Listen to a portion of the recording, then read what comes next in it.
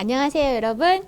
자, 모의고사 5형 문제풀이 들어가 보도록 하겠습니다. 자, 1번. 주택화재보험을 예시와 같이 가입한 후 손해 발생 시 지급보험금을 찾으라고 했네요. 자, 지급보험금을 찾으라고 하는지 잔존물 제거 비용을 구하라고 하는지 자, 문제에서 잘 확인하시고 문제에 접근하시기 바랍니다. 자, 가입 금액을 8천만 원으로 하고 있고요. 보험 가액은 1억 원입니다. 그럼 1억짜리 건물에 8천만 원을 가입했네요. 그리고 주택화재보험이기 때문에 80% 코인슈어런스가 적용이 돼서 이런 보험을 전부보험에 해당된다라고 볼 수 있겠네요. 그러면 전부보험인 경우에는 손해액 2천만 원에 대한 부분을 전부 보상한다. 그러면 정답은 2번 2천만 원이 되겠습니다. 자, 2번 아래 예시의 경우 잔존물 제거 비용 보험금은 그랬네요. 자, 보험 가액이 1억 원인 주택에 대해 보험 가입 금액을 4천만 원으로 하는 주택화재 보험에 가입을 했네요. 자, 화재가 발생해서 3천만 원의 손해가 발생하고 200만 원의 잔존물 제거 비용이 발생을 했습니다. 자, 주택화재보험이기 때문에 80% 코인슈어런스가 적용이 되죠. 자, 그런데 가액이 1억 원이에요. 그러면 자, 8천만 원까지는 우리가 전부보험으로 볼 텐데 가입 금액이 4천만 원이에요. 그러면 일부 보험밖에 되지 않죠. 이런 경우에는 재산 손해액의 10%를 보상하지 않습니다. 자, 어떻게 계산하느냐? 잔존물 제거 비용 200만 원 곱하기 자, 보험가액 1억 원에 80% 코인슈어런스 적용하니까 8천만 원.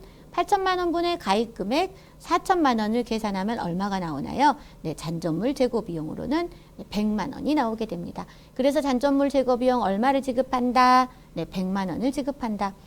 예를 들어서 궁금하신 분들이 있을 것 같아요. 손해액의 10%를 하면 300이 되죠, 여러분. 그런데 200만 원의 잔존물 제거 비용보다 훨씬 더 좀 금액이 더 많은 금액이 발생이 되잖아요. 자, 이런 경우에는 그렇게 하지 않고 방금 안내해드린 이러한 산출 방법을 적용을 하더라라는 거죠. 자, 그래서 계산 문제는 복잡하게 계산하려 하지 마시고 예시와 답을 같이 연계해서 외워주시기를 당부드립니다. 자, 3번 문제 보도록 할게요. 화재보험에 관한 설명 중 틀린 것은 그랬네요.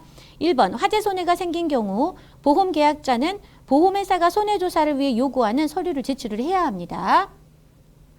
자, 2번 보험 계약자가 고의로 손해방지 의무를 게을리한 때에는 보험금 청구권을 상실한다 라고 했네요. 자, 문자 그대로 우리가 이해를 하면 고의로 손해방지 의무를 게을리했어? 왠지 청구권 상실할 것 같아 라고 할 수 있지만 손해방지 의무는 유일하게 고의도 보상을 합니다. 다만 자, 손해방지 의무를 제대로 이행해서 손해를 방지하거나 경감할 수 있었을 것으로 예상되는 금액은 지급하지 않습니다. 그래서 최초 손해만 보상한다. 자, 이것을 정확하게 여러분 인지하셔야 돼요. 그래서 틀린 것은 2번이 되겠습니다. 자, 3번 보험기간이 시작된 이후라도 보험료를 받기 전에 생긴 손해는 보상하지 않는다라고 했네요. 네, 보험기간, 보험료를 우리가 책임을 개시가 된다라는 것은 보험료를 받은 때이다. 기억하셔야 되고요. 4번 화재 손해가 생긴 경우 보험 계약자는 보험회사에 지체 없이 통지해야 한다. 네, 통지 의무에 해당이 되죠. 그래서 틀린 것은 2번이 되겠습니다. 4번 특수건물 화재보험에 가입 대상 물건인 것은 그랬네요. 자, 3번 보시면 연면적의 합계가 3,000제곱미터 이상인 병원 그랬죠. 자, 3,000m 제곱 4번 다시 갈게요. 자, 특수건물 화재보험에 잠깐만요. 자, 4번 문제 보도록 하겠습니다. 특수건물 화재보험에 가입 대상 물건인 것은 그랬네요. 자, 3번에 보시면 연면적의 합계가 3,000제곱미터 이상인 병원 그랬죠. 자, 3,000제곱미터 이상인 경우 병원, 숙박시설처럼 눕는 곳은 특수건물에 해당이 되고요. 그 외에 방송국과 공연장처럼 방대한 곳도 3,000제곱미터 이상의 특수건물에 해당이 됩니다. 자, 그러면 1, 2, 4번이 왜 아닌가 한번 확인해 볼게요. 층수가 10층인 건물 그랬는데 11층의 이상의 건물이었으면 특수건물에 해당이 됩니다. 자, 바닥 면적의 합계가 1,000제곱미터인 학원 그랬는데 학원이 해당이 되려면 2,000제곱미터 이상이 되어야지만 특수건물로 분류가 됩니다. 자, 4번 15층 아파트 및 부속 건물 그랬는데 15층이 아니라 16층 이상이어야 특수건물에 해당이 되더라 라는 것이죠. 그래서 자, 1, 2, 4번은 특수건물 화재보험의 가입 대상 물건에 해당하지 않고 3번만 해당되더라 라는 것이죠. 5번 다음의 보험 종목 중 담보기간이 구간보험으로 운영되는 것은 그랬네요. 구간보험이라 함은 자, 장소, 정해진 구간, 그 장소 내에서 발생한 사고에 대한 손해를 보상한다더라 라고 기억을 하시면 되겠고요. 자, 구낙스, 구간보험은 낚시보험과 스키보험으로 이루어져 있다. 그러면 네, 1번 낚시보험이 정답이 되겠습니다. 자, 6번 문제 보도록 할게요. 장기손해보험의 청약 및 취소에 대한 설명으로 틀린 것은 그랬네요. 자, 1번 보험회사가 보험약관 교부, 설명 의무를 위반한 경우 계약자는 보험계약을 취소할 수 있다. 네, 취소할 수 있죠. 자청약 위반인 경우 보험계약을 취소할 수 있다. 자, 2번 계약자는 보험증권을 받은 날로부터 150일 이내에 청약을 철회할 수 있다라고 있는데 며칠이다? 증권 받고 15일 이내. 자, 그리고 청약한 날로부터 30일을 넘기지 않는다라고 있고요. 3번 보험회사는 청약 철회 접수일로부터 3영업일 이내에 납입한 보험료 전액을 지급한다. 네, 3영업일. 자, 4번 계약자는 자필 서명을 하지 않은 경우 청약일로부터 3개월 이내에 계약을 취소할 수 있다. 네, 완삼취 기억하시면 네, 완전 판매 어겼을 때 3개월 이내에 취소할 수 있다. 자, 해당되는 내용이 되겠죠. 그래서 틀린 것은 몇 번? 2번이 정답이 되겠습니다. 장기손해보험의 보험료 구성과 그에 대한 설명으로 틀린 것은 자 7번 문제 보고 있습니다.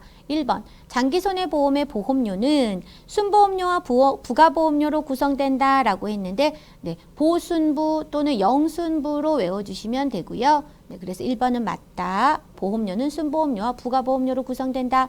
2번 보험료 계산의 3요소에는 예정 위험률과 예정 사업비율 그리고 예정 손해율이 있다라고 했는데 손해율이 아니라 예정 이율이 포함된다라는 것이죠. 그래서 2번이 틀린 설명이 되겠네요.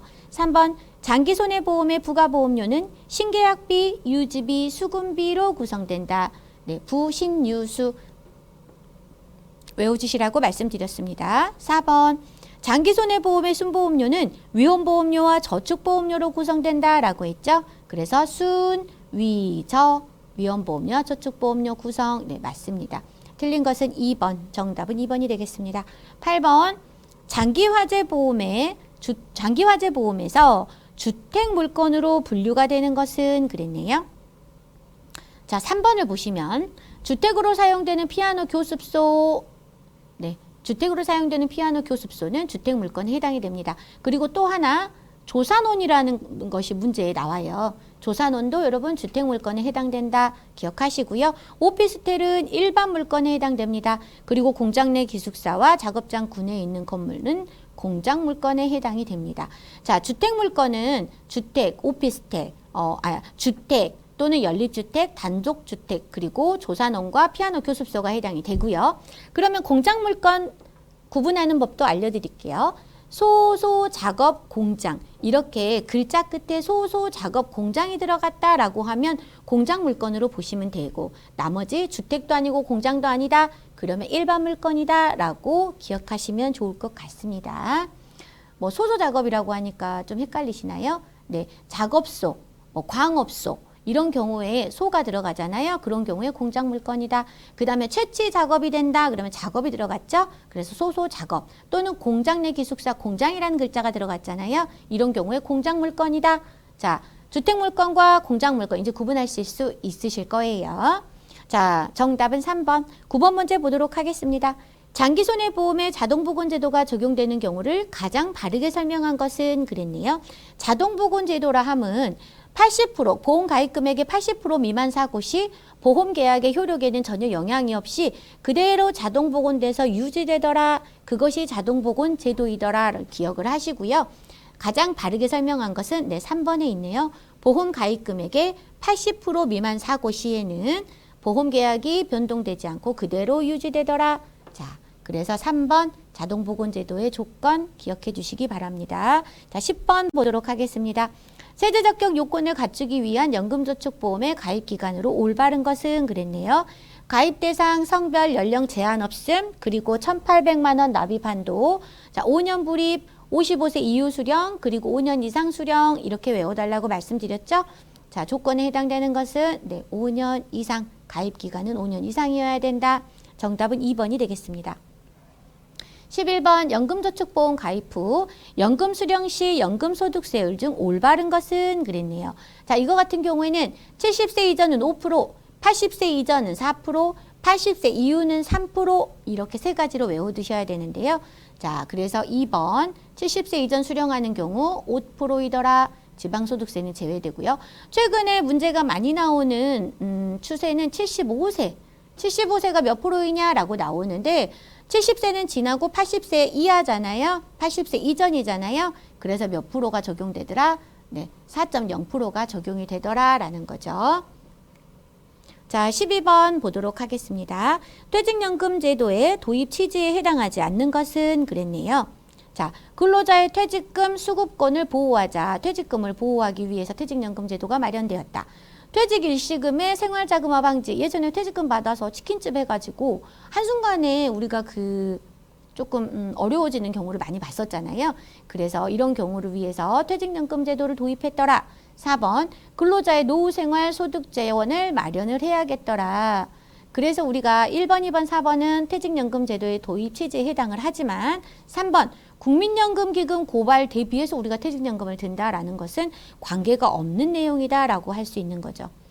자, 이 문제도 여러분 종종 이렇게 그대로 출제가 됩니다. 그래서 국민연금기금 고갈 대비가 나왔다. 그러면 그거를 체킹을 하시면 그것이 정답이 되겠다라는 거고요. 13번 자동차 손해배상보장법에 따른 제도에서 자동차 사고의 피해자를 보호하기 위한 것으로 보기 어려운 것은 그랬네요. 다른 제도가 아니라 따른이에요, 여러분. 간혹 문제 때문에 좀 헷갈리실 수 있겠어요. 1번 자동차 보유자의 의무보험 가입이 강제화되어 있다. 피해자 보호제도 차원에서 의무보험을 가입 강제화시켜 놨고요. 3번 피해자가 보험회사에 직접 청구할 수 있도록 피해자 직접 청구권 제도를 시행하고 있고요. 미리 돈을 선지급 받을 수 있는 가불금 제도도 운영하고 있습니다. 그러나 보험료 할인 할증 제도 같은 경우에는 피해자를 보호하기 위한 제도라기보다는 사고 건수를 낮추기 위해서 안전운전을 하도록 유도하기 위해서 사고 건수가 많으면 할증시키고 사고 건수가 적으면 할인해 주겠다라는 거죠. 그래서 사고율을 낮추기 위한 우리가 제도로 볼 수 있겠다라는 거죠. 정답은 2번이 되겠습니다. 14번 자동차 보험료 산정 요소에 대한 설명으로 틀린 것을 골라라 했네요. 1번 사고 건수별 특성 요율은 직전 3년간 사고 유무 및 사고 건수에 따라 적용하는 요율이다 라고 했네요. 맞는 설명입니다. 2번 특약 요율은 운전자의 연령 범위와 가족으로 운전자를 한정하는 특약 등 가입 시에 적용하는 요율이다 그랬죠. 운전자의 연령 범위를 정한다라는 것은 30세 이후 대상자만 운전을 하게 할 거야 이런 식으로 범위를 정하는 것이고요. 가족으로 운전자 한정하는 특약 등 가입 시에 적용하는 요율이 특약 요율에 해당이 되겠습니다. 3번 기본보험료는 차량의 종류 및 배기량 그리고 용도만을 고려하여 미리 정해놓은 기본적인 보험료라고 했는데 자, 이거 세 가지만이 아니라 가입 금액이나 성별 그리고 연령 등을 통해서 미리 정해놓은 아주 기본적인 보험료예요. 그래서 기본이라고 생각하시면 되고요. 자, 여기에다가 여러 가지 요율이 적용을 했다라고 하면 그게 적용되는 보험료, 납입해야 되는 보험료이다 이렇게 생각을 하시면 되겠습니다. 4번 가입자 특성 요율은 보험 가입 기간, 이 사람이 얼마나 보험을 가입했느냐, 법규 위반 경력, 법규는 얼마나 위반을 했느냐 이런 것들에 따라서 적용되는 요율이다. 그래서 1번, 2번, 3번은 맞는 설명, 3번은 틀린 설명이 되겠습니다. 자, 15번 문제 보도록 하겠습니다. 자동차 보험 가족 운전자 한정 운정 특약에서 가족의 보험에 해당하지 않는 사람은 그랬는데요. 정답은 2번이에요. 김용필 보험자의 형제. 자, 그런데 이것을 쉽게 외우실 수 있는 방법 알려드릴게요. 자, 우리 가계도를 한번 떠올려 보세요. 가계도의 중심엔 누가 있죠? 내가 있죠? 나와 배우자가 있습니다. 그리고 나와 배우자에는 사실혼 관계에 있는 배우자도 포함이에요. 자, 나와 배우자 가족 한정으로 묶을 수 있습니다. 자, 내 위로 한 칸 누가 있죠? 부모가 있죠. 내 위로 한 칸 부모까지도 가정 한정으로 묶을 수 있습니다. 그리고 내 아래로 한 칸 누가 있죠? 나의 자녀가 있죠. 나의 자녀, 배우자의 자녀, 나와 사실혼 관계에 있는 배우자의 자녀. 이렇게 자녀까지는 가족 한정으로 묶을 수가 있어요. 자, 묶을 수 있는 건 토탈 여기까지입니다.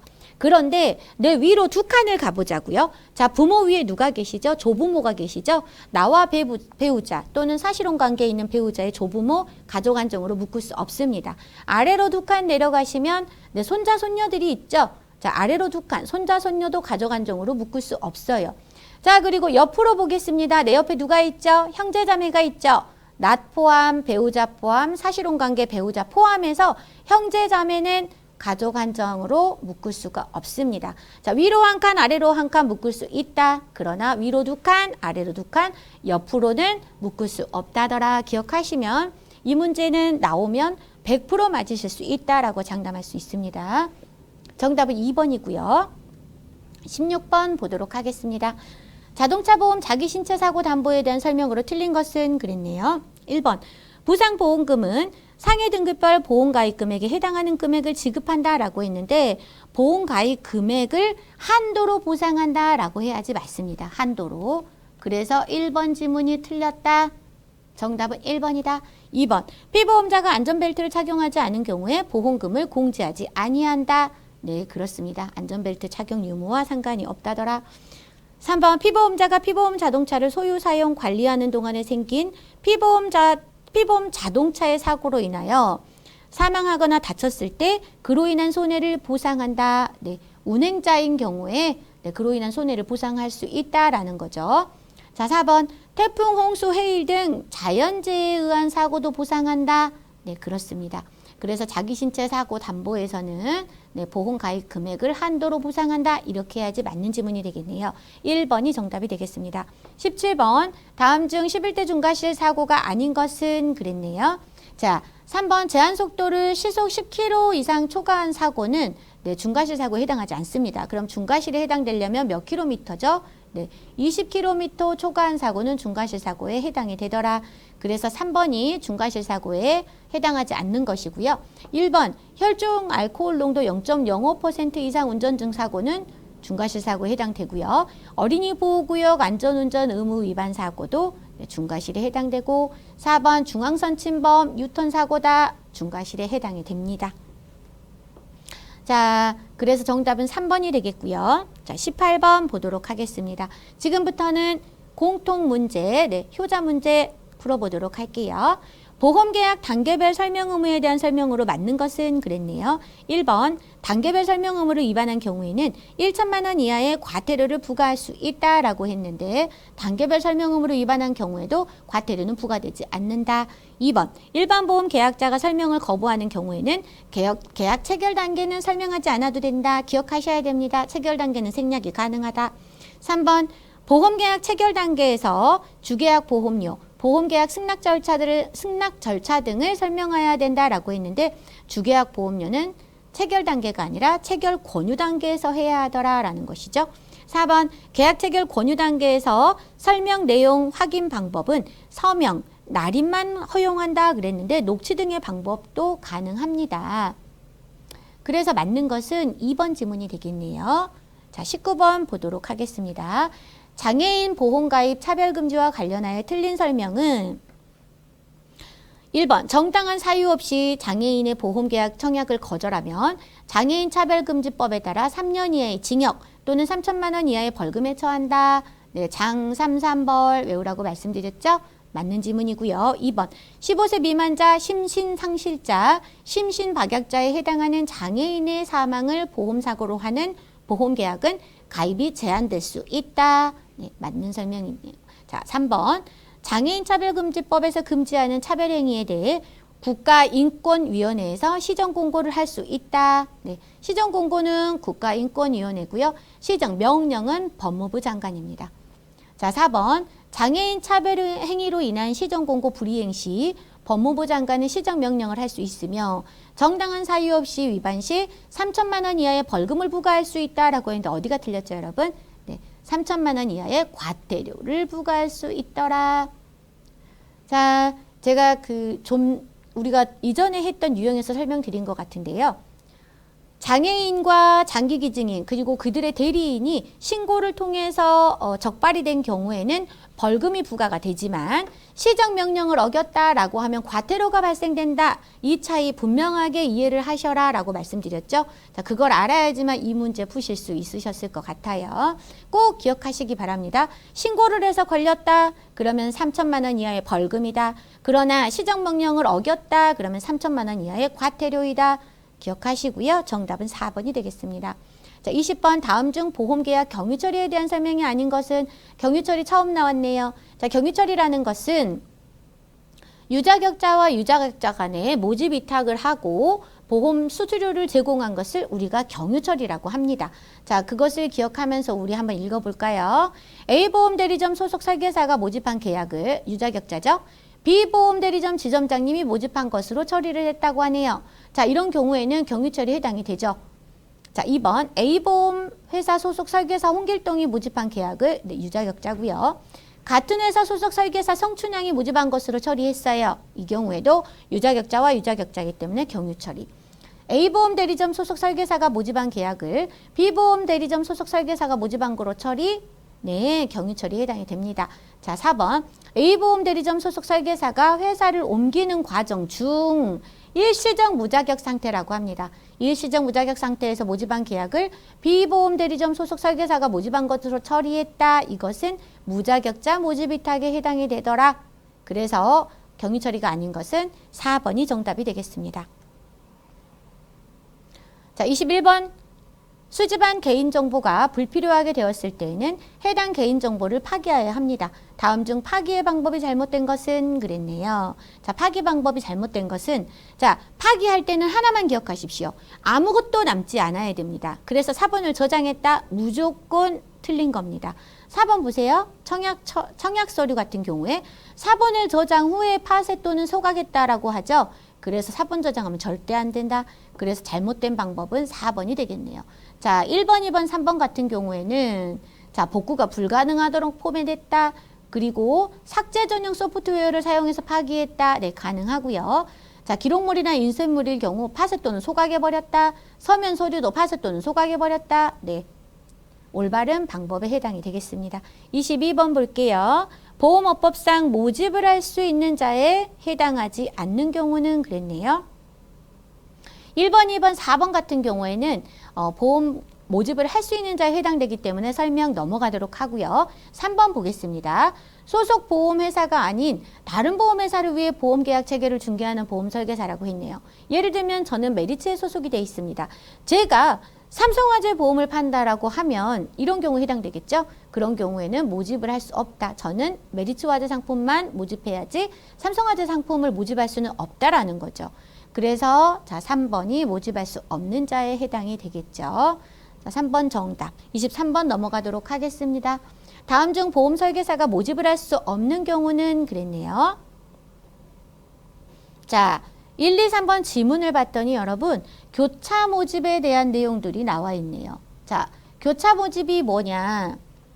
교차 모집이라는 것은 일사존속주의 예외제도로서 자, 생명보험회사에 소속된 설계사가 손해보험회사에 해당하는 상품을 모집할 수 있도록 하는 것이 교차 모집 설계사입니다. 자, 그런데 손해보험회사와 손해보험회사는 교차해서 모집할 수 없습니다. 우리 자석을 생각해 보세요. N극과 N극 둘이 만나면 네, 붙을 수가 없는 것처럼 손해와 손해 동시에 모집하는 것은 불가능합니다. 생명과 생명도 동시 모집 불가능해요. 어떤 조건이 돼야 된다? 생명과 손해가 되거나 생명과 제3이 되거나 손해와 제3을 같이 모집하는 것은 가능하다라는 것이죠. 그래서 1번, 2번, 3번 같은 경우에 생명보험회사에 소속된 보험설계사가 한 개의 손해보험회사를 위하여 모집을 한다. 가능하죠. 2번 손해보험회사에 소속된 보험설계사가 생명보험회사를 위해 모집한다. 가능합니다. 생명보험회사에 소속된 보험설계사가 제3보험업을 전업으로 하는 전업입니다. 보험회사를 위해 모집을 하는 경우 네, 물론 가능하죠. 그런데 4번 보실게요. 손해보험회사에 소속된 보험설계사가 다른 손해보험회사를 위하여 모집을 했대요. 이런 경우에 모집 가능하다? 절대로 가능하지 않더라라는 거죠. 그래서 4번이 정답이 되겠습니다. 그리고 교차 모집 설계사에서 나중에 추가로 나오겠지만 대리점이 포함되면 교차 모집할 수 없고요. 그리고 자 24번 보도록 하겠습니다. 손해보험 대리점 등록 제한 사유에 해당하지 않는 자는 그랬네요. 자, 등록 제한 사유에 해당하지 않는다라는 것은 등록이 가능한 자를 말하는 거죠. 등록 가능한 자 두 가지만 외우도록 합니다. 수입차와 중고차 판매업자는 손해보험 대리점에 등록이 가능하다는 것입니다. 그래서 설계사로 등록된 자는 대리점으로 등록이 불가능하죠. 네. 하고 싶으면 설계사를 그만두고 대리점에 등록을 하는 절차가 있어야 됩니다. 다단계 판매업자 당연히 불공정 거래 위반으로 등록이 불가능하고요. 비영리법인 또는 단체 또한 가능하지 않습니다. 자, 등록 제한 사유에 해당하지 않는 자는 우리 뭐만 기억하자? 수입차 판매업자, 중고차 판매업자만 기억하자. 자, 다음 25번 문제 보도록 하겠습니다. 보험 모집 프로세스에 관한 설명으로 틀린 것은? 자, 1번. 가입 권유 단계에서는 고객의 니즈와 재무 정보를 토대로 최적의 위험 보장 설계를 제시해야 합니다. 2번. 증권 전달 및 사후 관리 등을 통한 소개 확보는 새로운 영업 활동의 원동력이 됩니다. 3번. 보험 모집 프로세스는 가, 접정, 가계, 소 순서로 진행된다. 네, 맞게 돼 있죠? 자, 여기까지는 맞는 설명. 4번. 접근 단계는 고객에 대한 상세하고 체계적인 정보를 수집하는 단계이다 라고 했는데 접근 단계는 첫 만남의 단계이다 라고 말씀드렸죠. 네. 그리고 이하 내용은 뭐에 포함됩니까? 네. 정보 수집 단계에 해당되는 내용이다. 그래서 4번이 틀린 지문이다 라고 말씀드릴 수 있겠습니다. 26번. 위험과 관련한 설명으로 맞는 것끼리 짝지어진 것은? 자, A. 고의는 없으나 부주의 같은 태도를 정신적 위태라 한다라고 했는데, 네, 부주의 같은 거, 뭐 졸음운전 이런 것들 있죠. 이런 것들이 정신적 위태라고 하고요. 알아두세요. 기강적 위태라고도 합니다. 그래서 정신이 해이해졌다, 기강이 해이해졌다, 우리가 이렇게 쓰잖아요. 그래서 부주의나 졸음운전은 네, 정신적 위태다. 맞는 설명이네요. B. 위험은 필연적 사고의 발생 가능성 또는 불확실성을 말한다라고 했는데 위험은 필연적인 것이 아니다. 필연이 아니라 우연적인 사고의 발생 가능성이다 라는 것이고요. C. 위태가 현실화된 것이 사고이고 그 결과가 손해이다 라고 했는데 위험이 현실화되는 과정을 글로 나타내는 것인데요. 그래서 우리가 순서를 외울 때는 위, 사, 손으로 외우면 된다라는 것이죠. 그래서 C번도 맞는 문구가 되겠네요. D. 폭풍우에 의해 선박이 침몰되었을 경우 폭풍우는 도덕적 위태에 해당한다라고 했는데 폭풍우는 그냥 단지 사고에 해당된다라는 거죠. 자, 그러면 여기서 도덕적 위태는 안 나와 있기 때문에 간단히 설명을 드리면 도덕적 위태라는 것은 도덕 시간에 하지 말라고 할 법한 것들은 도덕적 위태에 해당됩니다. 예를 들어서 사기 또는 고의방화 이런 것들은 네, 도덕적 위태에 해당이 되는 거죠. 그리고 여기에 나와 있지 않은 물리적 위태라는 게 있어요. 물리적 위태는 말 그대로 어떤 물리적인 상황을 방치함으로써 위태로운 상황이 연출된 것을 우리가 물리적 위태라고 해요. 그래서 도로 위에 빙판 같은 것들 있죠. 그거 방지하지 않으면 미끄러져서 사고가 나잖아요. 그런 것들을 물리적 위태라고 한다. 네, 또는 기름걸레 같은 거 방치해서 사고가 발생됐다. 이런 것들이 물리적 위태다. 자, 위험과 관련된 설명 간단하게 해드렸고요. 자, 그래서 옳은 것은 A와 C인데 네, 2번이 정답이 되겠습니다. A, C 외워주셔도 되고요. 자, 27번. 자, 초과보험에 대한 설명으로 틀린 것은 그랬는데요. 자, 초과보험이 뭔지를 아셔야지만 이 문제 맞히실 수 있겠습니다.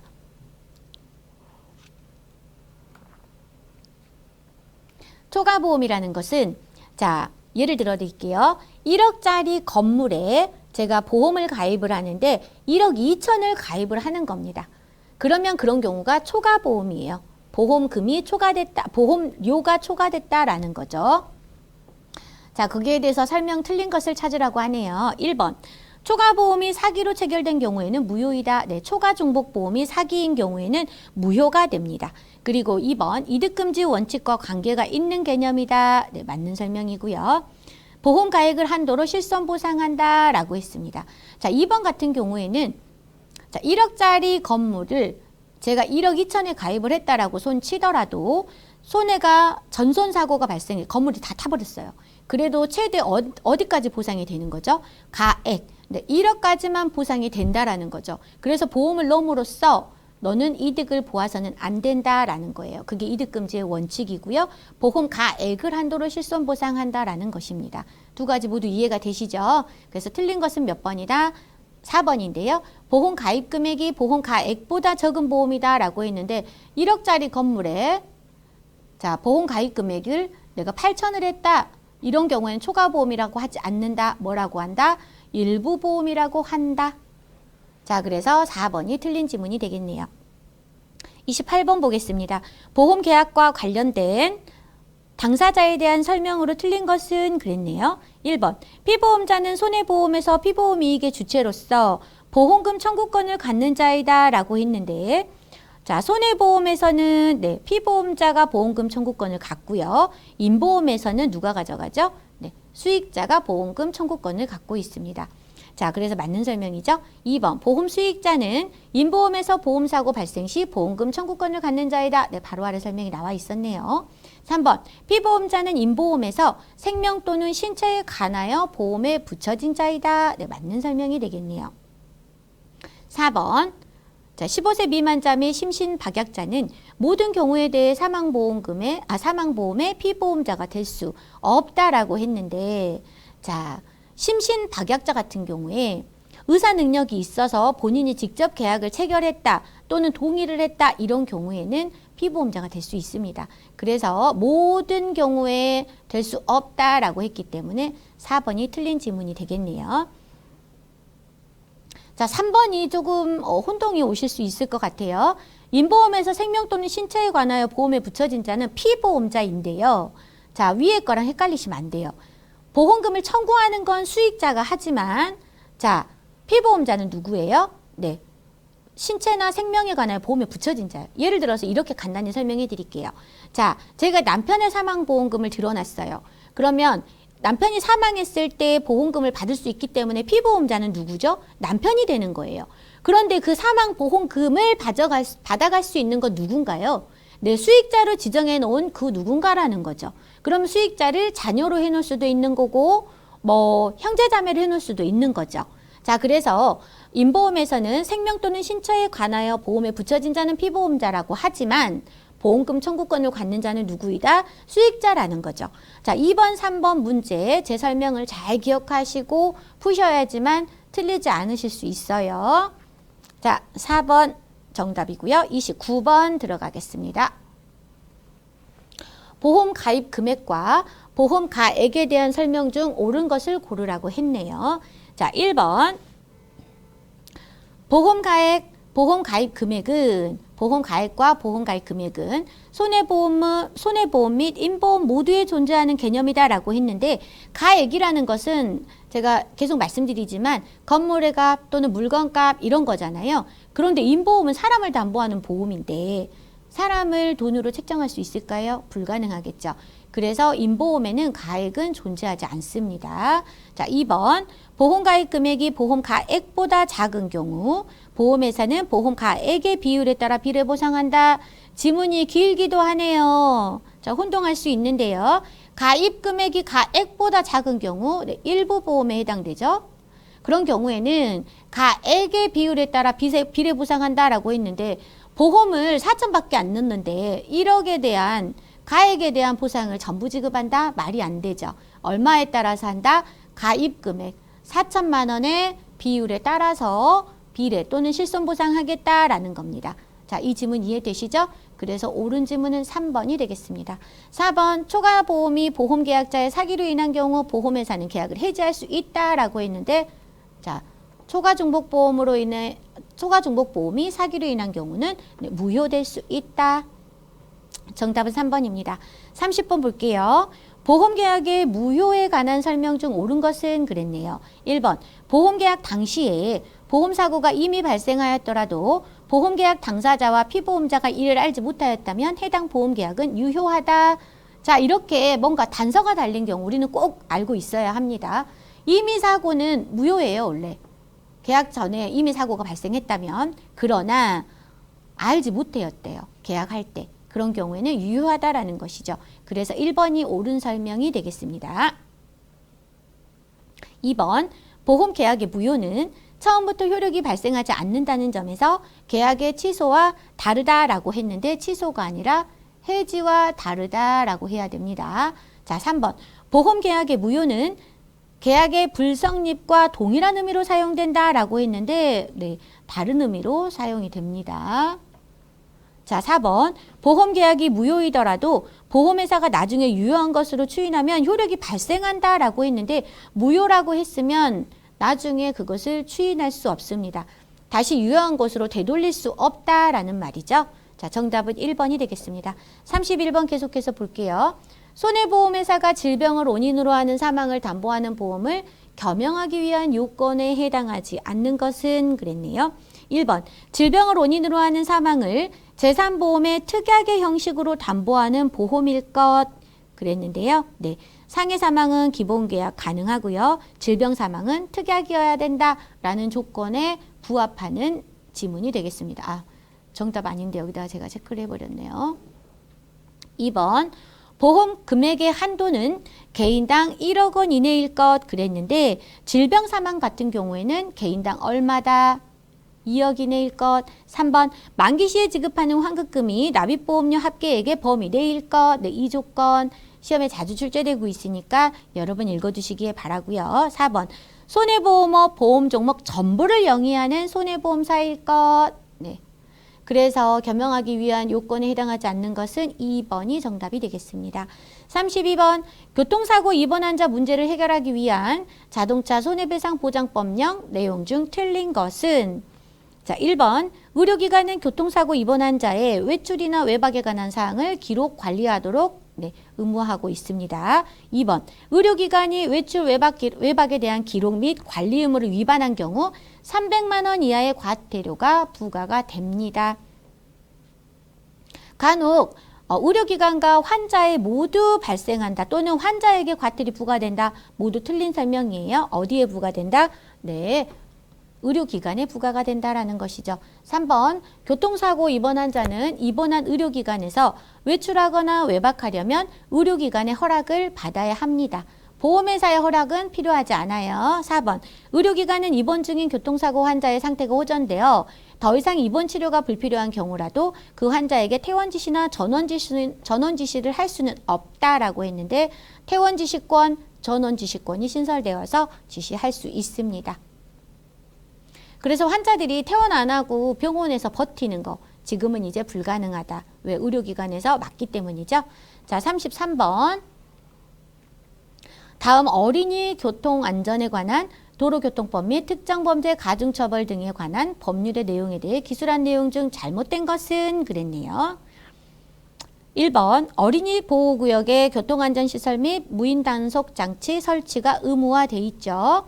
2번, 스쿨존 내 어린이 사망사고 가해자에게 무기 또는 3년 이상의 징역형이 부과가 됩니다.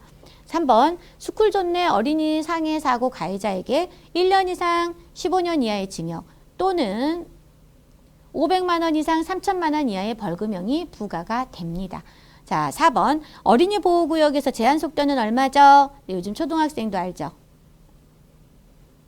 30km 해당이 됩니다. 그래서 정답은 4번이 되겠습니다. 34번, 지금부터는 이제 재산보험 영역에 대한 문제 네, 풀어보도록 하겠습니다. 재산보험에 대한 설명으로 틀린 것은 1번, 자, 질병으로 인한 사망을 보장하는 상품은 재산보험의 특약으로만 운영할 수 있다. 네, 질병 사망은 특약으로만 가능하다. 2번, 개인 계약 또는 단체 계약으로 운영할 수 있고요. 하나의 상품에서 상해 질병, 간병 담보 등의 2개 이상의 담보를 복합적으로 운영할 수 있습니다. 4번, 상해 사망을 기본 계약으로 하는 경우 특약으로 질병 사망을 반드시 운영해야 된다. 특약은 항상 말씀드리지만 선택사항입니다. 그래서 반드시 운영한다라고 했기 때문에 4번이 틀린 지문이 되겠습니다. 자, 34번까지 풀어보았고요. 자, 35번 문제 보겠습니다. 손해보험회사에서 저축성 보험으로 상품 개발이 가능한 경우에 해당하는 것은 그랬네요. 저손상 15년을 외우면 자, 손해보험 손해보험 회사에서 상해보험을 기본계약으로 하는 경우에 15년 이내의 상품으로 저축성 보험으로 상품 개발이 가능하다. 그러면 저 손 상해보험 15년 이하 몇 번이 정답이다? 2번이 정답이 되겠습니다. 1번, 3번, 4번 모두 해당 사항 없는 내용입니다. 자, 36번 보겠습니다. 손해보험회사의 질병사망특약 영위조건에 해당하지 않는 것은 질병사망특약 영위조건 뭐였죠? 가입금액은 1인당 2억 원까지, 보험기간은 질병사망이니까 15년 이내, 환급금 수준은 만기시 환급금이 납입한 보험료의 합계액 범위 내일 것, 이렇게 환급금 수준도 정해져 있습니다. 그러나 보험료 납입 방법에 대한 기준은 마련되어 있지 않더라라는 것이죠. 37번 보겠습니다.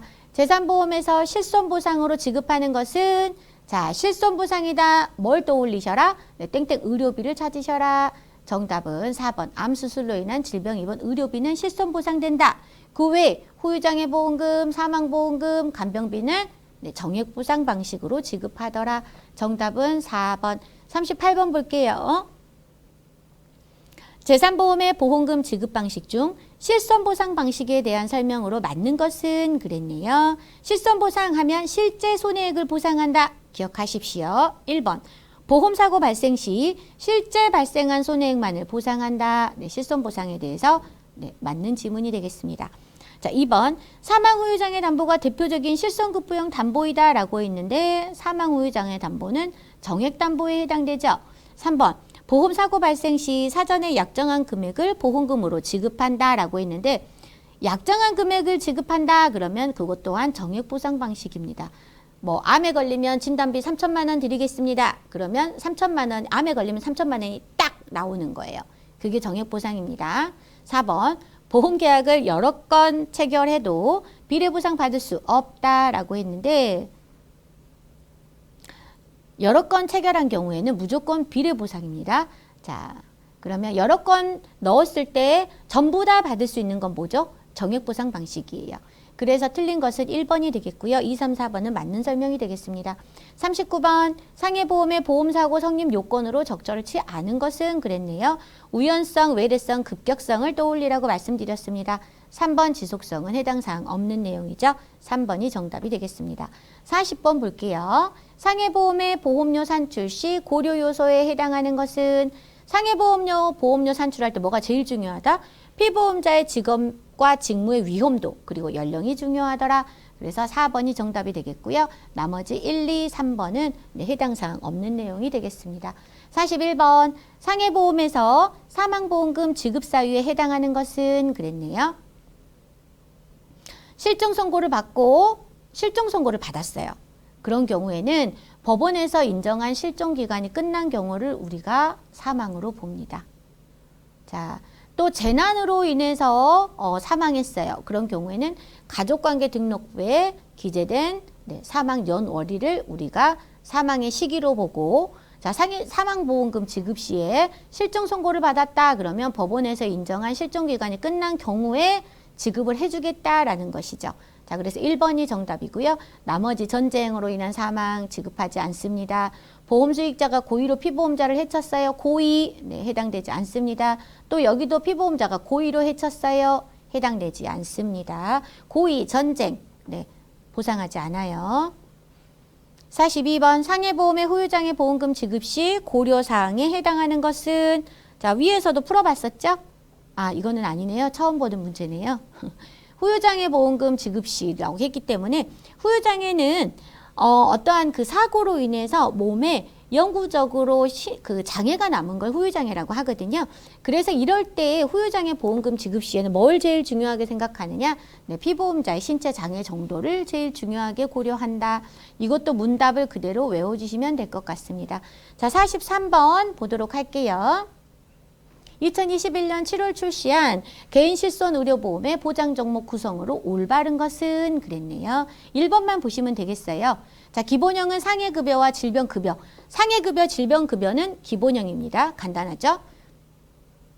자, 특약은 상해비급여, 질병비급여. 거기에 3대 비급여가 포함이 됩니다. 3대 비급여는 뭐죠? 도수치료, 주사치료, 그리고 MRI, MRA를 포함하는 자기공명, 영상진단 그것이 해당이 됩니다. 그래서 올바른 것 1번만 잘 외우시면 나중에 틀린 것 했을 때에도 이 기준에 어긋난 것만 고르시면 되겠죠? 정답은 1번. 44번 보겠습니다. 자, 2021년 7월 출시한 개인 실손의료보험에 대한 설명 중 맞는 것은 그랬네요.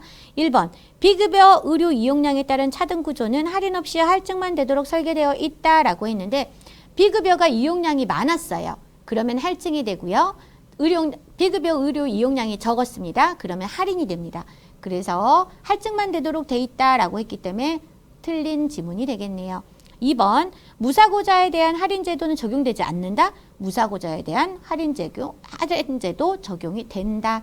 3번, 비급여 지급 보험금에 따라 특별 약관, 네, 비급여 실손의료비죠. 보험료가 할인 또는 할증되는 구조로 설계되어 있다. 네, 3번이 정확하게 설명이 되어 있네요.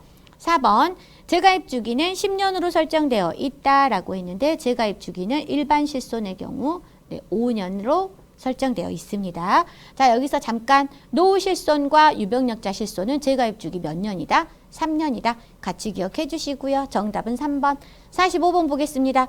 다음 중 교통상해 보험에서 보상하는 손해에 해당하는 것은 1번, 시운전을 위하여 운행 중인 자동차에 탑승하고 있는 동안 발생한 손해. 시운전 보상하지 않습니다. 2번, 피보험자가 운행 중인 기타 교통수단에 탑승 중 발생한 급격하고도 우연한 외래사고, 네, 보상이 되겠죠. 탑승 중 사고. 3번, 하역 작업을 하는 동안 발생한 손해, 네, 하역 작업하는 동안 발생한 손해 보상하지 않습니다. 건설기계가 작업기계로 사용되는 동안 발생한 손해 또한 보상하지 않습니다. 자, 여기서 잠깐 건설기계나 농업기계가 도로 운행 중에 운행 중 발생한 사고는 교통상해보험에서 보상이 됩니다. 이렇게 나누어서 외우셔야 돼요. 그러나 농업기계, 건설기계가 작업기계로 사용하는 동안에 발생한 손해는 보상하지 않는다. 왜? 교통상해보험이니까요. 그리고 시운전 같은 경우에도 원래는 보상되지 않으나 도로교통, 공용도로에서 시운전하는 경우 있죠? 그런 경우에는 보상이 된다. 이렇게 꼭 구분지어서 외워주셔야 합니다. 정답은 몇 번입니까? 2번이 되겠습니다. 46번 볼게요. 단체상해보험에서 비영리법인단체나 변호사회, 의사회 등 동업전 단체로서 5인 이상의 구성원이 있는 단체의 종류로 올바른 것은 그랬네요. 네, 2종 단체, 1, 2종 급법규, 급여 법정, 규약단체 이렇게 외우시고요. 비영리법인단체는 네, 2종 법정단체에 해당되더라. 자, 47번 보겠습니다. 다음 중 질병보험 특성과 거리가 먼 것은 그랬네요. 자, 중증 치매 보장은 어디에서 보상하죠? 네, 간병보험에 해당이 됩니다. 그래서 질병보험과는 좀 거리가 멀다라고 볼 수 있고요.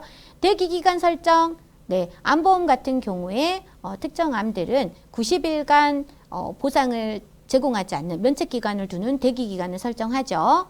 자, 그리고 부담보 조건 인수, 예를 들어서 발목이 골절돼서 수술을 한 경력이 있다 그러면 발목에 대한 것은 보상해주지 않겠다. 부담보 조건이다. 담보하지 않겠다라는 거죠. 그리고 보상 한도의 설정 그랬는데 네, 암보험도 내가 3천을 가득 가입을 할 수도 있는 거고 네, 보상 한도를 내가 얼마를 받을 건지 설정할 수 있는 거죠. 자, 그래서 질병보험과 거리가 먼 건 뭐다? 중증 치매 보장이다. 48번 보겠습니다. 2021년 7월 출시한 개인 실손의료보험에 대한 설명으로 맞는 것은 그랬네요. 자, 3번 먼저 볼게요. 비급여 지급 보험금에 따라 비급여 지급 보험금이어야 됩니다. 비급여 특약의 보험료가 할인 또는 할증되는 구조로 설계되어 있다. 이제는 이 정도는 기본적으로 아시겠죠? 비급여를 많이 지급하면 할증된다. 비급여를 조금만 지급받았다. 그러면 비급여 특약의 보험료 또한 할인된다. 자, 나머지는 해당 사항 없는 내용인데요. 특별약관만 가입할 수 있다. 그래서 이건 틀린 거고요. 자, 기본형 급여 실손 의료보험인데 상해 비급여, 질병 비급여로 구성되어 있다라고 해서 틀렸네요. 4번도 4세대 실손으로 계약 전환 후 5년 이내 보험금 수령이 없는 경우에만 계약 전환을 처리할 수 있다라고 했는데요.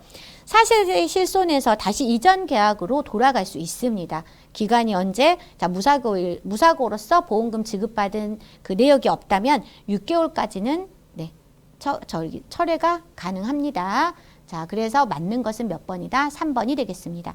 49번 2021년 7월 출시한 개인 실손 의료보험 질병 비급여 통원 1회당 보험가입 금액 한도는 바로 외우셔야겠죠. 네, 1번 20만 원이 되겠네요. 50번 다음 중 장기간병보험에 관한 설명으로 맞는 것은 50번은 항상 장기간병보험에 대한 내용이에요. 이 문제 진짜 틀리시면 안 돼요. 자, 맞는 거 먼저 볼까요? 2번 치매간병비는 중증 치매 상태로 진단 확정된 경우에만 보상을 합니다. 네, 중증 치매 상태. 자, 1번 청약일 이전 진단 확정된 질병이라 하더라도 가입 후 4년이 경과하면 보상될 수 있다. 가입 후 몇 년 후 가능하다.